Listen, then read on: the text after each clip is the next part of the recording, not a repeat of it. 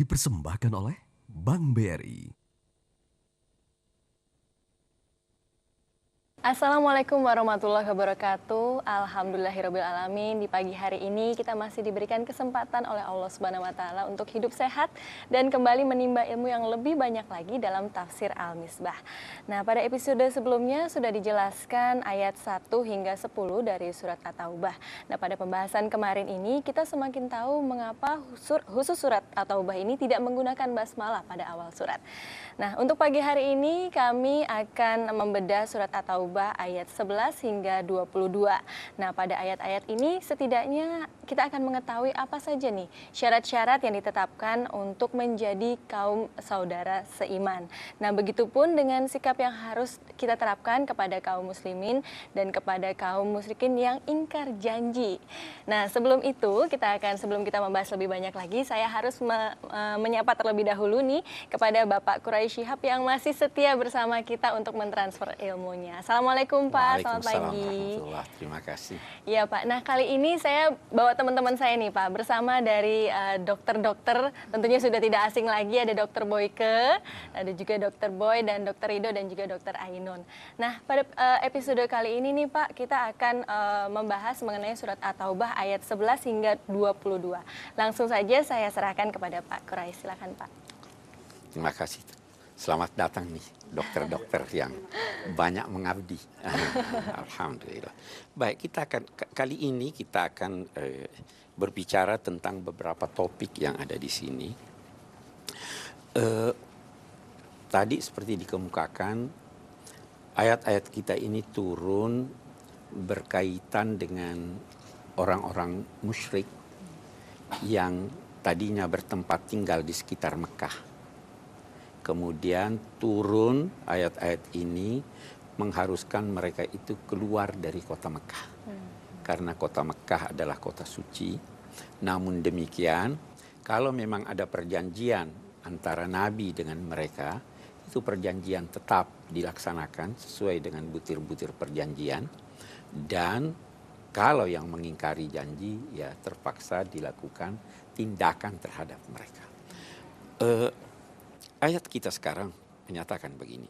Fa in tabu, a'udzubillahi minasyaitonir rajim. Fa in tabu wa aqamus shalah wa atauz zakah fa ikhwanukum fiddin.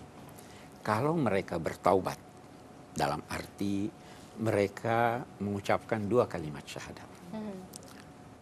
Wa aqamus shalah, melaksanakan salat secara baik dan bersinambung. Wa atauz zakah, mengeluarkan zakat, maka mereka itu adalah saudara-saudara kamu seagama. Jadi yang dinamai saudara seagama itu paling tidak punya 3 syarat. Dia mengucapkan kalimat syahadat, dia sholat, dia zakat.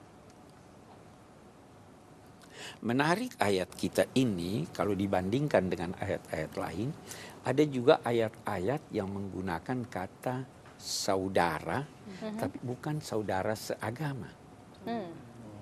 Dia hanya katakan fa ikhwanukum, maka mereka itu saudara-saudara kamu. Saya tidak tahu persis, tapi ada yang berkata begini, kata saudara itu pada mulanya adalah seudara. Kita seudara. Ya, jadi selama kita seudara, kita saudara. Jadi seudara. Kalau Anda mencemarkan udara, saya ikut cemar. Saya ikut tercemar. Kalau Anda merokok, saya juga menjadi perokok. Jadi ada persamaan. Itu sebabnya saudara itu adalah kita memiliki kebersamaan. Dan karena itu orang-orang yang boros dinamai saudara-saudara setan.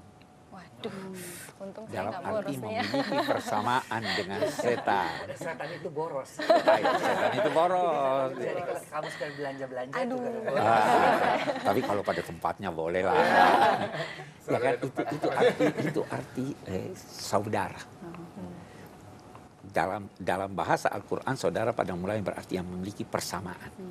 Persamaan itu bisa bermacam-macam. Termasuk persamaan udara, kita sama-sama menghirup udara yang sama. Bagus. Karena itu persamaan ini, persaudaraan ini tidak terbatas pada seagama. Ada persaudaraan seketurunan, walaupun kita beda agama. Ada persaudaraan sebangsa, bahkan ada persaudaraan semakhluk. Kita sama dengan manusia. burung-burung yang terbang itu. Kita saudara-saudara kita juga. Karena kita saudara.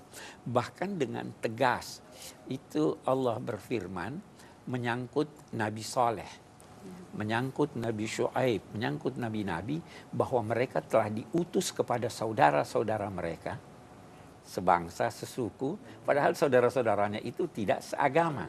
Nah, jadi itu semua saudara. Non-muslim ada saudara kita, punya persamaan banyak dengan kita. Bukan saja persamaan keturunan, persaudaraan sebangsa, setempat dan sebagainya, itu persaudaraan. Itu sebenarnya yang dimaksud dengan ukhuwah Islamiyah.